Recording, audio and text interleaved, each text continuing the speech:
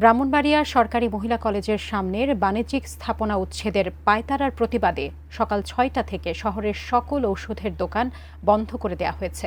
ফলে রোগীরা দুর্ভোগে পড়েছেন। এ বিষয়ে সরকারি মহিলা কলেজের সামনে থেকে বিস্তারিত জানিয়েছেন পূর্বাঞ্চলীয় ব্যুরো প্রধান পীযূষ কান্তি আচার্য। ব্রাহ্মণবাড়িয়া শহরের যত ওষুধের দোকান রয়েছে সবগুলি কিন্তু এখন সকাল ৬টা থেকে বন্ধ রয়েছে।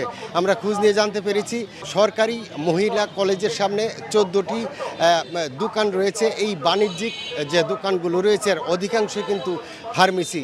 এই মহিলা কলেজের যে ছাত্রীরা রয়েছে তারা দীর্ঘদিন ধরে দাবি জানিয়ে আসছে যে এই যে স্থাপনাগুলো রয়েছে এই স্থাপনাগুলোকে উচ্ছেদ করার জন্য তারা দাবি করেছেন। এই স্থাপনাগুলি কিন্তু অবৈধভাবে এখানে রয়েছে, কিন্তু যদিও এই স্থাপনার যে মালিক রয়েছে, যে ফার্মেসির যে মালিকরা রয়েছে তারা বলেছেন যে তারা যথাযথ প্রক্রিয়া করেই কিন্তু এই দোকানগুলি তারা রয়েছে। এই কলেজের যে শিক্ষার্থীরা রয়েছে ইতিমধ্যে ব্রাহ্মণবাড়িয়া জেলা প্রশাসকের কাছেও স্মারকলিপি দিয়েছেন এবং গতকাল তারা সড়ক অবরোধ করে কিন্তু তারা বিক্ষোভ করেছে।